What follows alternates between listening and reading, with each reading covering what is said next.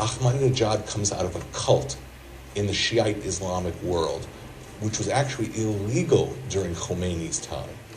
And this cult believes in the impending return of the 12th, or hidden imam, a kind of messianic savior for the Shiites, who is supposed to come to power in the aftermath of tremendous wars and an Armageddon-like scenario.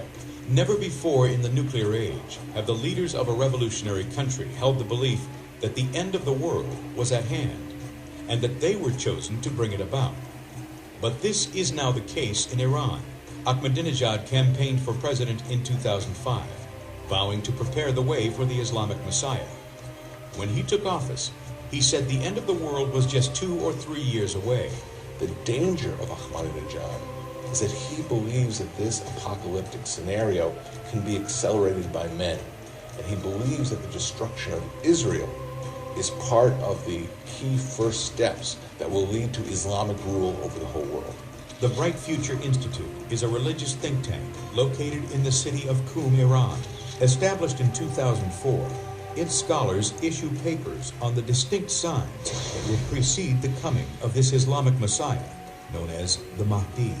Chief among them, apocalyptic wars in Iraq and in the Holy Land. The signs include a massive earthquake and the launching of a global war to kill or subjugate Jews, Christians, and other infidels. The regime in Iran has been saying for the last few years that the way to hasten the coming of the Islamic Messiah, known as the Mahdi, or the 12th Imam, is to annihilate 2 countries, Israel, whom they describe as the little Satan, and the United States, whom they describe as the great Satan.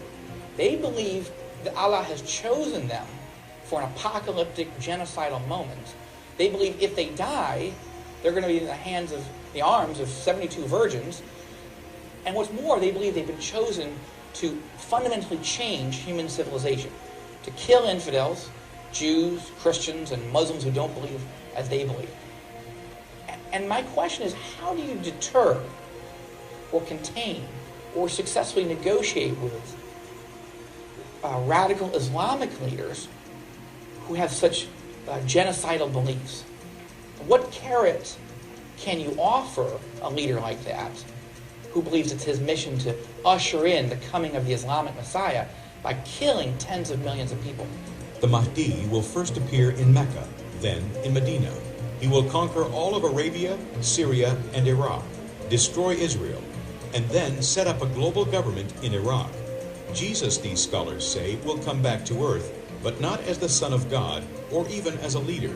Rather, Jesus will serve as a deputy to the Mahdi to destroy the infidels. This is the nightmare scenario, that the most radical Islamic extremist regime that is already the world's leading state sponsor of terrorism, that is now fully entrenched in the most violent way in Iraq, killing thousands of innocent people, that has called for wiping Israel off the map, that an end to the United States, that has this global Islamic rule agenda and believes in the end of the world, would now get the nuclear bomb.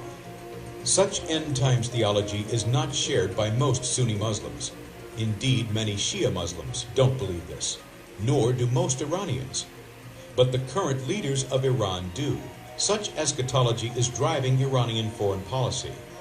It is why Iran is building nuclear weapons and ballistic missiles.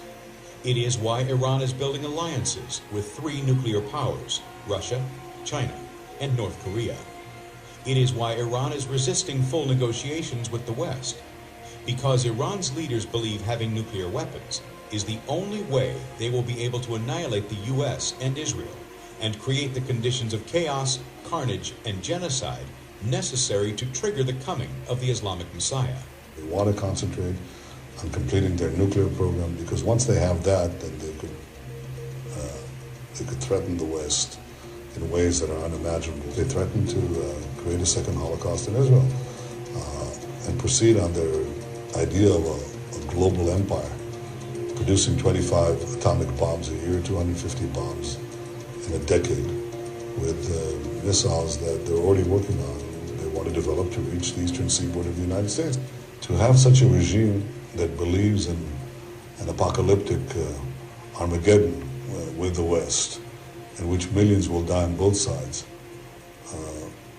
But the Muslim millions go to a Muslim heaven with all the trappings. To have that crazy ideology in charge of a country that is developing atomic weapons is unbelievably dangerous, and it should stop. Everything else is secondary to this. Will the government in Jerusalem launch a preemptive military strike to neutralize the Iranian threat? This interview was filmed in 2007, before Mr. Netanyahu was re-elected prime minister, but his answers are both instructive and sobering. It's very hard to rely on deterrence. It is not the same as Soviet Russia. It is not the same as China or India or any one of the nuclear powers today. That you're fairly comfortable understanding that they think in terms of cost and benefit. In the case of a religious, extreme religious cult that has no such calculations, you could in fact face a suicidal regime. Therefore you can't rely on deterrence. You should work on prevention. That is, preventing them from acquiring the weapons of mass death. How much time does the West have to make a decision to act decisively to stop Iran? Not much. We're running out of time. I can't tell you if it's a period of months or a few years. It's certainly no more than a few years. It has to be stopped now. Few in Washington or Western capitals understand the end times theology held by the Iranian leadership, and thus far, little decisive or effective action has been taken by the U.S. or her allies to stop the mullahs in Iran. This is why attention is increasingly focused on Israel. Of all the things that are difficult for statesmen and political leaders, preemption is the hardest, because you can never prove what would happen if you don't preempt. So it had the West preempted against Germany in the 1930s. There would have been a lot of controversy and a lot of argument against excessive violence. But of course, millions, tens of millions of people, let alone 6 million Jews, would have been saved. And it's the same thing today. To take strong action against Iran, first in the form of sanctions, and second, if those don't work, using other means, is something that would be criticized, perhaps severely criticized. By the way, less so in the Arab and Muslim world. They just want it to happen. They're begging it to happen. But in the sort of polite, politically correct opinion salons that never get it right, in the West, you'd be criticized, but you'd be saving the world and probably saving millions and millions of lives.